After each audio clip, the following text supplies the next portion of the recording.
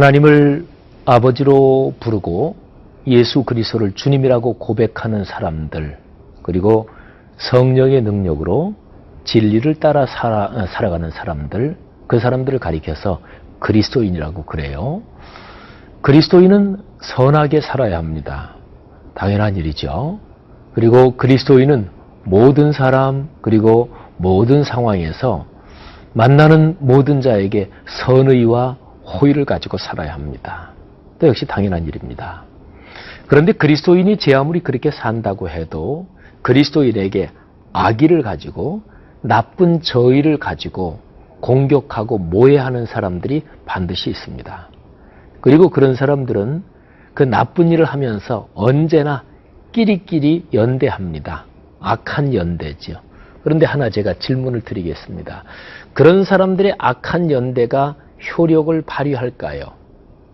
예, 이 질문에 대해서 어떤 그리스도인이 악한 연대니까 효력을 발휘하지 못하지요. 만일에 그렇게 대답하시는 분이 있다면 그분은 여기 지구 행성에 안 살고 어디 다른 데 사시나 혹시 모르겠어요? 여러분 잘 생각해 보십시오. 우리가 사는 사회, 이 삶의 현장에서 악한 연대는 효력을 발휘합니다. 당연합니다. 악한 연대에 뭐가 보통 쓰이죠? 돈, 뇌물, 그리고 인맥, 학맥 또는 연고 이런 거 작동되잖아요. 그게 현실 사회에서 효력이 없어요? 있습니다. 자, 우리가 사는 현실은 바로 그렇습니다. 여기에서 그리스도인으로 어떻게 살아야 할까요? 또 이런 상황 가운데서 하나님께서는 어떻게 역사하시는 것일까요? 여기에 우리의 가장 중심적인 오늘의 묵상의 주제가 있습니다.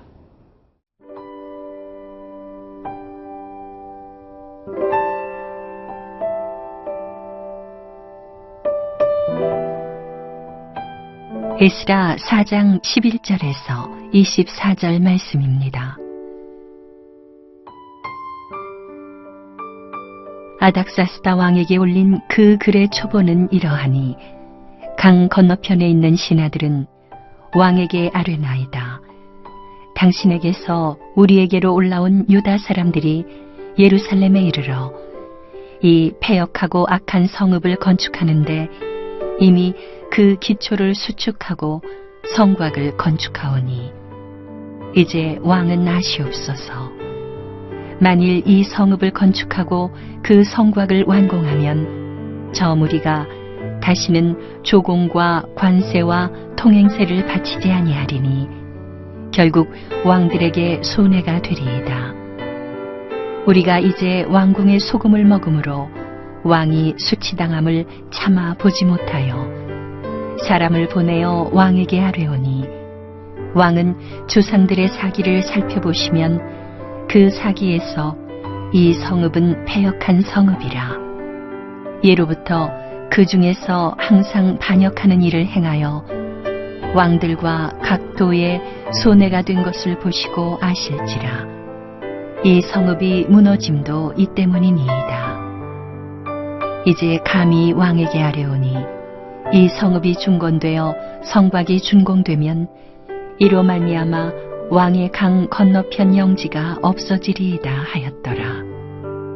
왕이 방백 르훔과 서기관 심세와 사마리아에 거주하는 그들 동관들과 강 건너편 다른 땅 백성에게 조소를 내리니 일러스되 너희는 평안할지어다.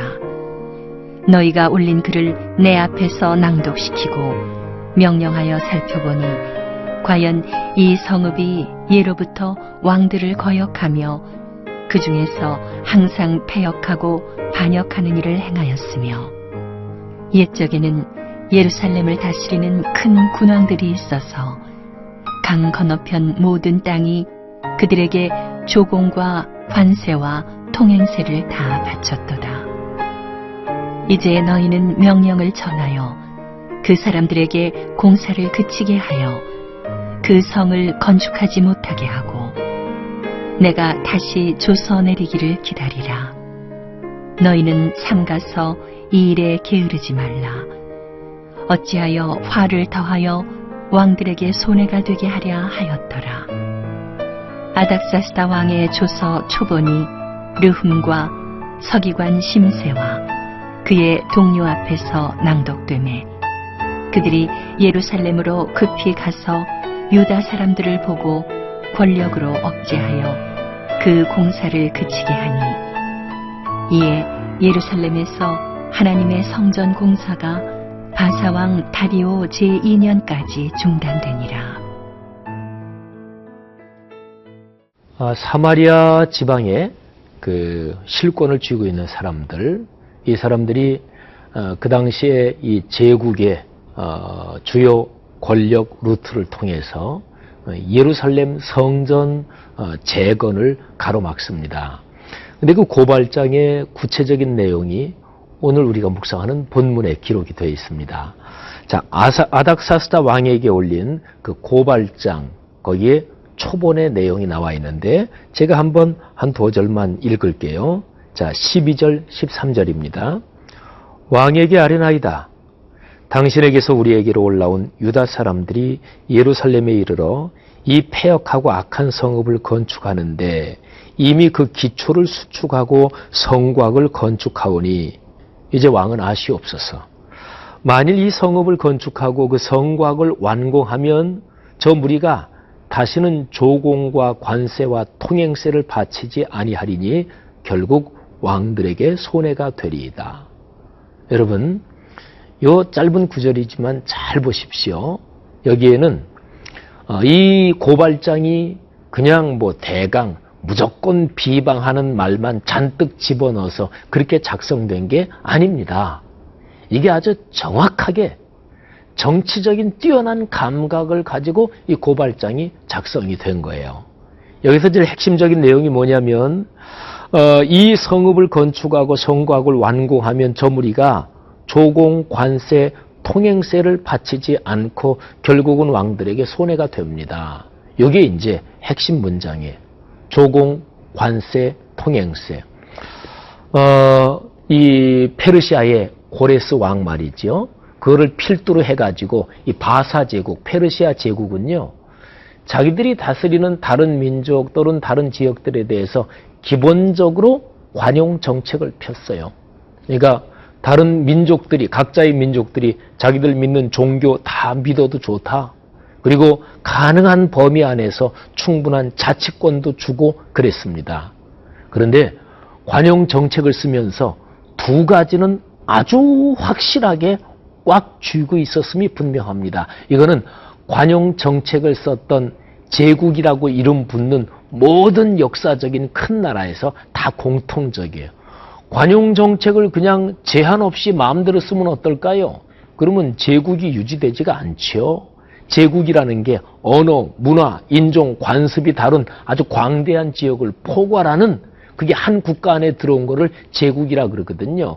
그러니까 관용 정책이 정도 이상으로 마음대로 자유로우면 그러면 나라가 다시 깨지는 거지요. 그러니까 관용 정책을 쓸 때 두 가지에서는 확실하게 말하자면 이 기본을 잡았단 말이에요. 하나는 뭐냐면 국가 반역죄, 체제 반역죄. 이거는 결단코 그냥 놔두지 않았어요. 그러니까 본때를 보여가지고 응징하는 거예요. 그야말로 완전히 박살을 내놓는 거예요. 그러니까 감히 다른 민족이 그럴 엄두를 내지 못하게 하는 거죠. 또 하나는요, 세금 문제. 이건 중요하죠. 동서고금 어느 나라를 막론하고 국가 재정이 바닥나면 나라는 그러면 무너지는 거 아니겠어요? 그러니까 세금 문제. 그런데 보세요. 오늘 여기 표현에 그 두 가지가 다 들어간 거예요. 조공이 무엇입니까? 조공. 이거는 한 나라가 저쪽 나라한테 당신 나라를 우리가 섬깁니다. 말하자면 우리는 당신들에게 소속돼 있습니다. 이거를 표시하는 게 조공이에요. 조공 안 바친다. 이거는 반역하겠다, 독립하겠다 그 얘기지요. 그 다음에 관세, 통행세, 이게 이제 구체적으로 세금이라는 말이에요. 여러분 보세요. 얼마나 정확하게 제국의 관심사, 제일 중심 주제를 말하고 있어요. 예루살렘이라는 성읍 그 건축하면 그러면 분명히 필시 아마 전체 제국에서 떨어져 나갈 것입니다. 그리고 세금 안 낼 것입니다. 그래서 왕에게 좋지 않을 것입니다. 그러면서 이 사마리아 지방의 사람들이 14절에 보면 이런 말을 덧붙입니다. 우리가 이제 왕궁의 소금을 먹음으로 왕이 수치를 혹시라도 당하실 것을 참아 보지 못하게 했어서 그래서 사람을 보내서 이 문서를, 이 고발장을 왕에게 보냅니다. 여기 소금을 같이 먹는다 그랬죠. 옛날 그 당시에는 말이죠. 계약을 할 때 말하자면 소금을 같이 먹음으로써 계약을 했어요. 이 얘기는 뭐냐면 관심사가 같다는 거예요. 그러니까 우리 사마리아 지방의 지도자들은 우리 사마리아 지방은 철저하게 왕에게 복종하고 그리고 왕의 편입니다. 이런 얘기를 하고 있는 거예요. 자, 여러분, 악한 자들이 연대할 때 악한 자들이 같이 편을 짜고요. 선한 사람들을 박해할 때는 수단 방법을 가리지 않습니다. 그리고 가장 정확하게 정곡을 찌르고 들어옵니다. 예수께서 말씀하셨어요. 너희는 비둘기처럼 순결하고 그리고 뱀처럼 지혜로워라. 이렇게 말씀하셨어요. 그러니까 지혜가 전혀 없이 순결하기만 하다. 이거는 순결한 게 아니라 순진한 거예요. 사랑하는 성도 여러분, 이 세상에서 살아가면서 악한 자의 계략이 무엇인지, 악한 영의 그 교활한 작전이 무엇인지 충분히 아는 통찰력, 지혜가 우리 그리스도인에게 있기를 바랍니다.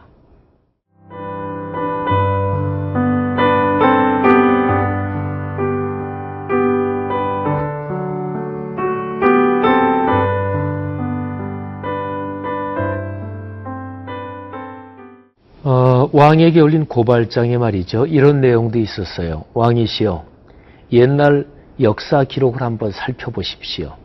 그 예루살렘, 그리고 예루살렘을 중심으로 한 유다 지역, 거기는 옛날부터 제국에 반역하던 곳이었습니다. 거기가 다시 회복되면 분명히 또다시 반역을 할 것입니다. 한번 역사 기록을 살펴보십시오.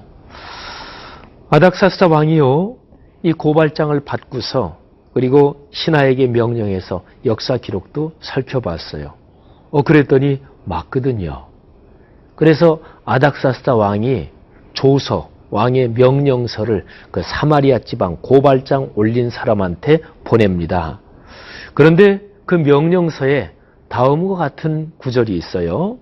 19절 그리고 20절입니다. 명령하여 살펴보니, 그러니까 역사 기록을, 사기를 살펴보니까 과연 이 성읍이, 그러니까 예루살렘을 말해요.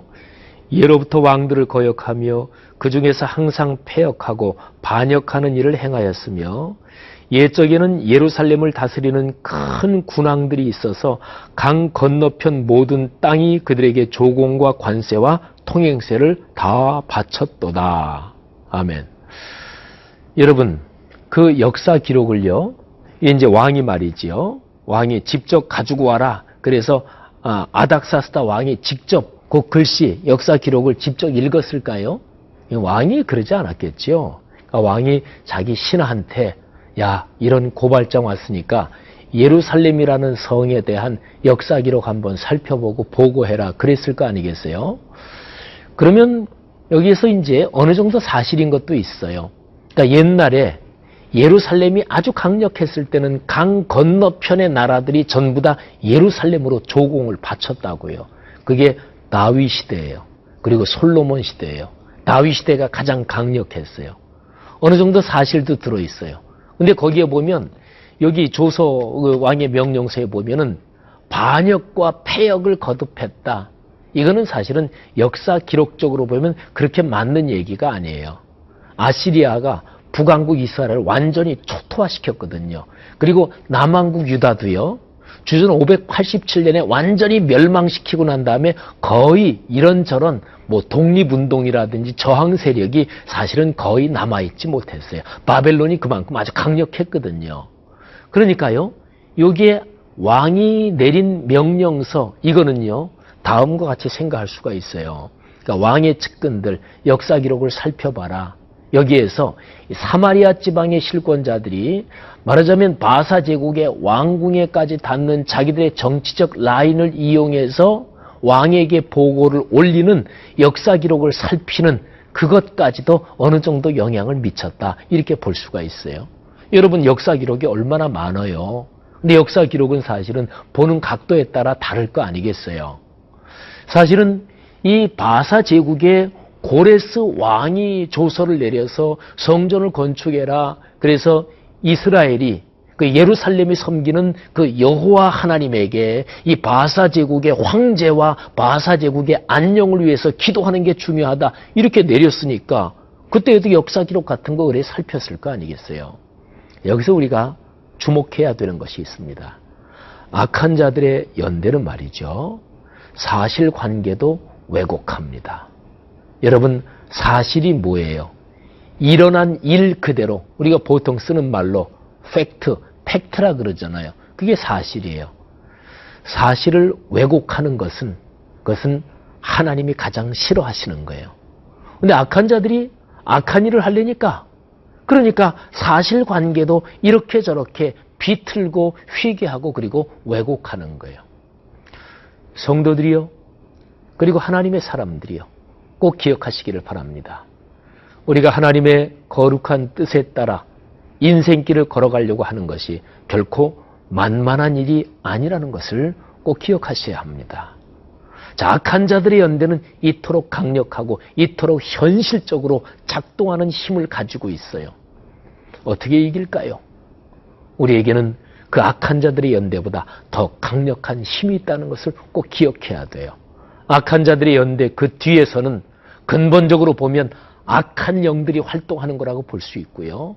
그리고 우리 그리스도인들에게는 하나님의 거룩하신 영, 성령 하나님, 삼위일체 하나님의 거룩한 능력이 우리를 받쳐주고 있는 거예요. 그러니까 그리스도인이 이 세상에 살면서 악한 자들의 연대에 대항해서 이길 수 있는 가능성은 그들이 사용하는 방법처럼 똑같이 못된 수단 방법을 가리지 않고 싸울 게 아니라면 이길 수 있는 가능성은 하나예요.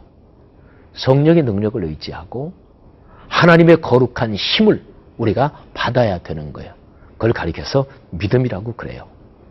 성도들이요, 악한 자들의 연대가 날뛰는 이 세상 가운데서 성령의 거룩한 힘을 받아 말씀의 능력으로 그리스도인답게 인생길을 걸어가기를 간절히 권면드립니다. 기도하십시다.